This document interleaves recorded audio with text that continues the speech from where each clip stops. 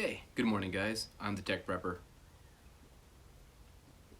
So thanks for everybody who has been hanging in with the channel. Today we're going to select the winner for either the high-speed gear double-decker taco or the complete in-box NanoVNA. And I have been using the NanoVNA in particular for a while, and I am actually loving it. I still think it's gonna like fall apart one of these days out in the field, but like I said, at the cost, you really can't beat this.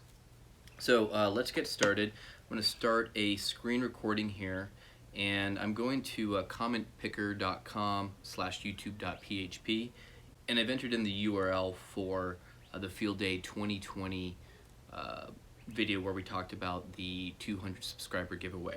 So let's go ahead, and what we're going to do is filter duplicate users and then filter comments by hashtag 200. So let's see how many comments we actually have with the hashtag 200. And it looks like we have 13, so guys, you have a pretty good chance of winning the NanoVNA or the double-decker with a 1 in 13 chance. Alright, so let's go ahead and click the start button.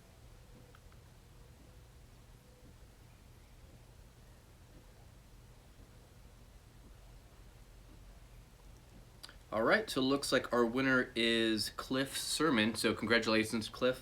You wanted the NanoVNA.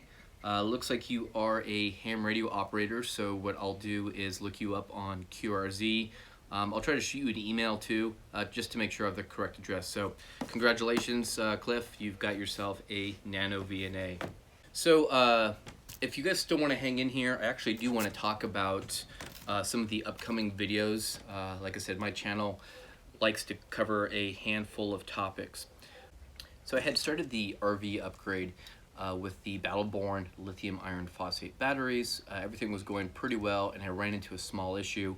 So part 2 of that is delayed by about a week. Long story short, the compartment in the stairwell has a metal lip on the front and the back side, and I can't clear the battery to drop it in at any angle.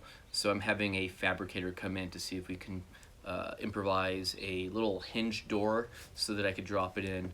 If that doesn't work, I have a plan to relocate it to the compartment next door and put it on a slide-out tray.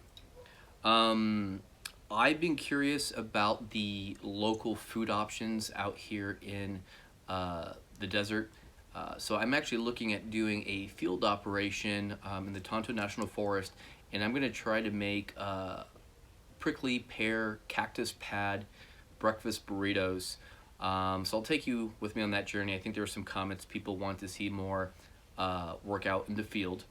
Along those lines, another video, I had built a 10-meter homemade dipole, and I forget which YouTuber had the instructions to build this dipole antenna.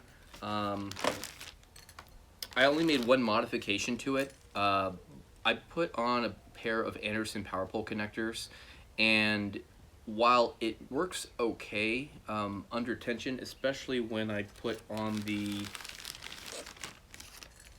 retaining clips, there is still the possibility of the connectors snapping off. So I think what I may do is make another one of these, since I have a handful of parts, and I'm going to ditch the Anderson power pole connectors altogether.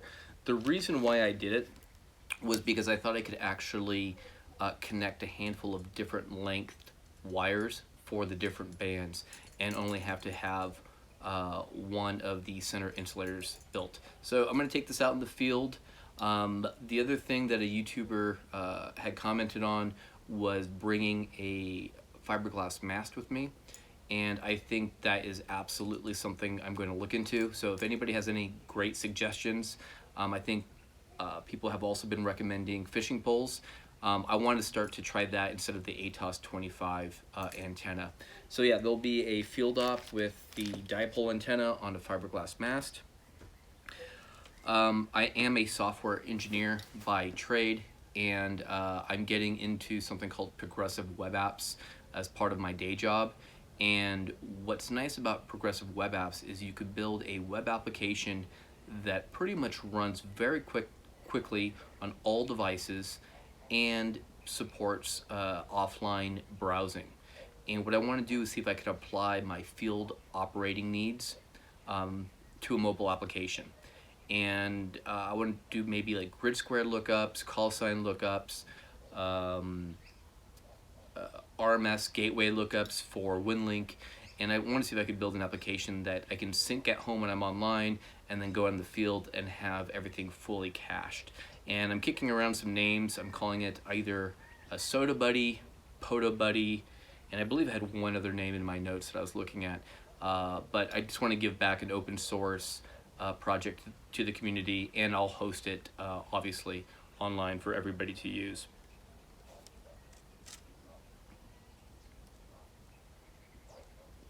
And now that I'm more familiar with FT8 and my radio, I'm looking into experimenting with JS8 Call Next and also WinLink.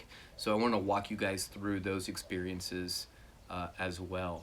And then at the end of the month, I'm planning on taking my general exam. So I may do just an overview of how that went, how I approached studying for the exam, because I spent a lot more time studying than I think most hams do. But for me, I wanted to really learn and understand all the basics. So rather than jumping in and just going through the steps, I spent a lot of time on 10 meters with the privileges I do have as a tech, and then even went so far as to build my own antennas. So for me, I like that process of learning and not so much jumping straight into getting that piece of paper. All right, guys, be strong, be safe, be prepared. This is the Tech Prepper.